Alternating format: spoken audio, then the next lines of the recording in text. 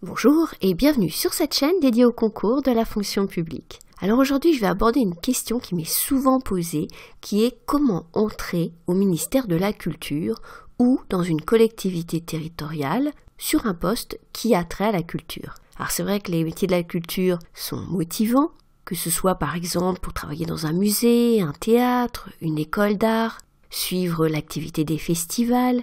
Et quand on regarde sur le site du ministère de la Culture les profils des personnes qui occupent ces postes, on se dit qu'on aimerait bien savoir comment ils sont arrivés à les atteindre. Et oui, parce que le ministère de la Culture est très recherché, il recrute des contractuels, donc essentiellement des CDD.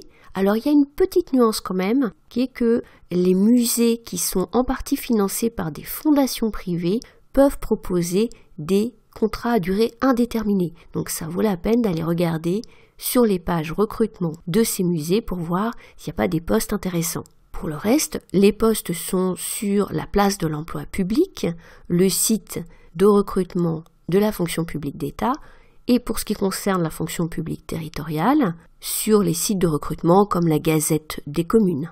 Mais bien sûr, on l'a dit, il y a beaucoup de candidats, peu de postes, tout dépend bien sûr du CV, mais tout dépend aussi du nombre de fonctionnaires qui sont intéressés par ce poste, car ils ont bien sûr la priorité. Donc la question qui se pose, c'est comment devenir fonctionnaire au ministère de la Culture. Et là, ça se complique, parce qu'il n'y a pas beaucoup de concours qui mènent au ministère de la Culture. On a par exemple le concours de conservateur du patrimoine, mais ce sont des concours extrêmement sélectifs, avec des écoles elles-mêmes extrêmement sélectives, comme l'école du Louvre. Donc quand on est par exemple sur un parcours en reconversion, qu'on a par exemple travaillé dans le monde associatif et qu'on rejoindrait bien le ministère de la Culture, ce n'est pas la voie la plus facile. Alors il va falloir prendre des chemins détournés, car le ministère de la Culture recrute par concours essentiellement sur les concours interministériels. Qu'est-ce que ça veut dire? Ça veut dire des concours qui sont organisés par un ensemble de ministères, et c'est seulement à la sortie du concours, voire dans certains cas à la sortie de la formation qui est après le concours, que l'on voit si l'on peut rejoindre le ministère que l'on souhaite rejoindre, comme le ministère de la Culture.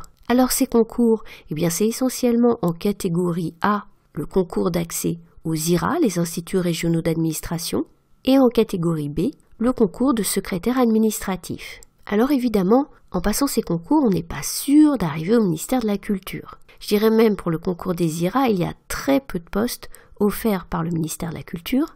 Par exemple, au concours de mars 2023, il y a 10 postes pour le ministère de la Culture sur un total de près de 400 postes proposés en sortie de concours. Pour avoir une chance d'avoir l'un de ces 10 postes, il faut sortir bien classé à l'issue de la formation pour pouvoir avoir le maximum de choix et donc mettre en priorité le ministère de la Culture. C'est un peu la même chose au niveau du concours de secrétaire administratif. C'est un concours qui est organisé là aussi tous les ans, mais organisé au niveau des académies. Donc dans chaque académie, on peut avoir des postes proposés par le ministère de la Culture, en particulier dans les services déconcentrés, au niveau départemental, les directions de l'action culturelle, et au niveau régional, les directions régionales de l'action culturelle. Si tu recherches plus d'informations sur la façon dont on est affecté à l'issue d'un concours, tu vois là en haut de ton écran un lien vers un podcast que j'ai consacré à cette question. Alors maintenant, c'est pas parce qu'on n'a pas en premier poste